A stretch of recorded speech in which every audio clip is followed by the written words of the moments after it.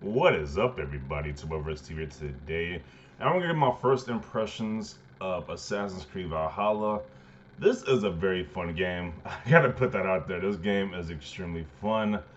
If you liked Assassin's Creed Origins and Assassin's Creed Odyssey, because they definitely changed the fighting style and the combat style with those recent games. If you're a fan of those games, pick this one up. This is definitely like an improvement over those last ones. I am having a blast with this one. Um, this game is on Xbox One, but this version also plays on a Series X as well. Same with the PS4 copy. It's on PS4, but works with the PS5 as well. So if you can't get the next gen consoles this year, still pick these up. These games are still amazing games. Like I'm playing this on my Xbox One X because I don't have the Series X yet, but the visuals are just as great as Odyssey and Origins. It's still 4K resolution, 30 frames per second. Next generation systems is 4K, probably crisper image, at 60 frames per second. But these games are still phenomenal to play.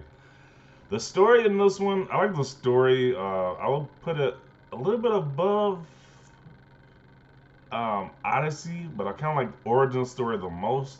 As you been in the Egypt setting, that was probably the coolest. But this one, the atmosphere, you being a Viking, because people was kind of weirded out by the whole setting of you being a Viking. How can a Viking be an assassin?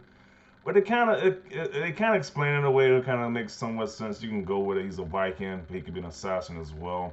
And there's missions that allow you to be the stealthy assassin route, or you can just be straight up be a Viking and call your whole group of soldiers or Viking soldiers with you to attack a village and attack this completely decimated village. The fighting in this mechanic is so much better. It feels a lot smoother. They have an ability meter where it's like we had like the previous games. You have like the different special moves you can do, like shoot 3 arrows at once, set your sword on fire, ability to regain health. They got those are back again in this one. They have those for the past three Assassin's Creed games, like the different like special ability powers you have in this one. When you get into an actual fight, when it's like an actual like it feels like you're actually like in a war. They try to do something like that in the last game, Assassin's Creed Odyssey, where they had like little war scenarios where you see like one group fighting against the other group in like a battlefield. But this one feels like it's a lot more improved than this one. Like you actually feel like you're like a soldier at war, where you're like fighting against different soldiers. You can revive your teammates that fell down, and you can keep attacking more enemies. There's like this big leader type of guy who's like stronger than the rest of the grunts, who's like a sub boss in a way, who's like really powerful. He has like the ability, they can use abilities as well. They have the boss fights, which is like the main the boss fights like in each like chapter it starts like a boss fight. So and these guys they have abilities as well. They have the big health bar at the top of the screen, so you know they're a boss fight because they're significant. They're like stronger than the regular like grunts or mini bosses. And once you beat them, you usually like beat a chapter, complete a chapter or a segment of the story. So definitely having a blast with this game. This is definitely a lot of fun I've had in a while.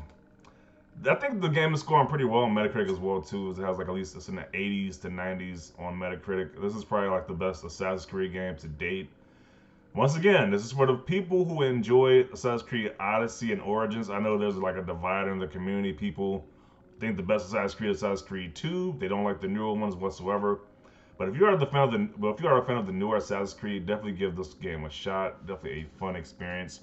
And it's cheaper on Black Friday too. I think the game for Black Friday today is actually $47.99 on all platforms. So if you want to pick it up, it's on sale right now. And some places have like buy two get one free sales. It's a Ubisoft game, so Ubisoft games usually going to sell anyway, fairly cheap and in a short amount of time. So, but definitely a fun experience. Kudos to Ubisoft for this game. I'm definitely having a lot of fun with this game. And even I'm planning on getting a PS5 soon. So even me playing on last generation with this one, I'm still gonna play through this version of the game. I'm not gonna switch. I'm not gonna buy the PS5 one. I'm still gonna play through this version to finish this from the Xbox One X because this game is so fun. I don't want to restart the game and start over. I just want to play through this one. But yeah, this game is phenomenal. Ubisoft deserves a round of applause for this game. Definitely a great game in that setting. So if you see me scrolling over, I'm just gonna look at my screen and talk about different stuff that I saw in the game that I want to talk about, so I don't forget anything in this first impressions. So you have a skill tree, which is almost like how it is in what is that game? Final Fantasy X. The skill tree is very similar to that. Once you, it's like different nodes. You power up those nodes, and you have like different abilities, like plus 1.7 to stealth, plus 2.5 to melee attack, plus 2.5 to range attacks. Then you go like a certain point where it's like a major ability, so it's like Predator Bolt Missile or something like that, something to that extent. So it's very similar to Final Fantasy X if you have played that game, to how they do the skill tree, and that one's very similar to that. Let me see what else. They have abilities as well, like I was talking about before, the special attacks, and you find these abilities with you either find books that's out in the world that you find and you explore. You find these books that give you abilities, or you can get abilities like with the skill tree as well. I'm trying to see what else.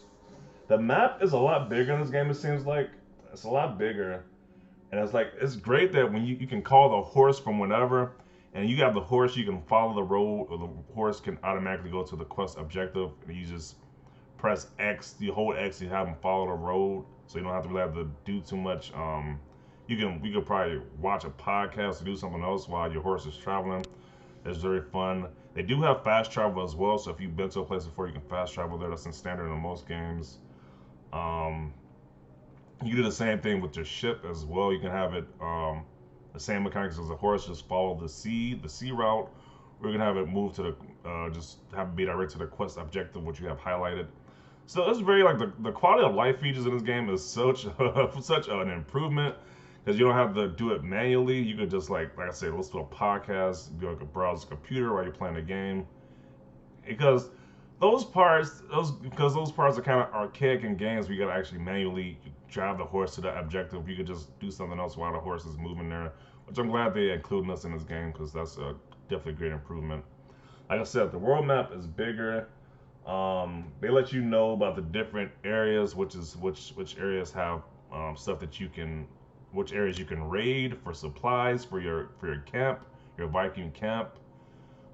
They give you areas where you can, let me see, areas you can raid, areas you can get like supplies, and it's different. Like it's very similar to like Red Dead Redemption or like Skyrim, where you can just wander around the environment, wander around the world, find random events. I remember it was like one mission I was just exploring the environment, and it's like a guy was throwing away all his belongings because of the mythology they're in, where it's like they believe in the afterlife. So if you die, you can take.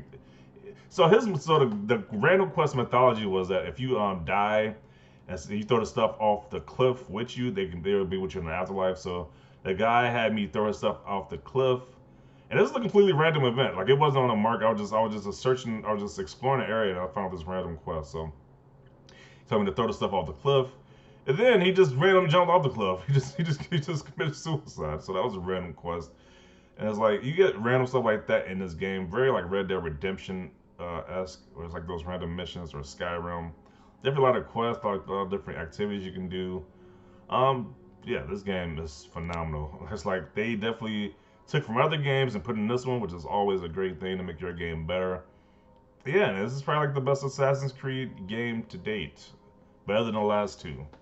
So those are my impressions. Hopefully somebody got some insight from this. It's definitely a fun experience if you like the last two Assassin's Creed games. And yeah, definitely a great addition to Ubisoft's roster. Can't wait for the next one that you're bringing out at this point. So that is the video. Leave your comments down below. Leave a like this video. As always, thanks for watching and peace.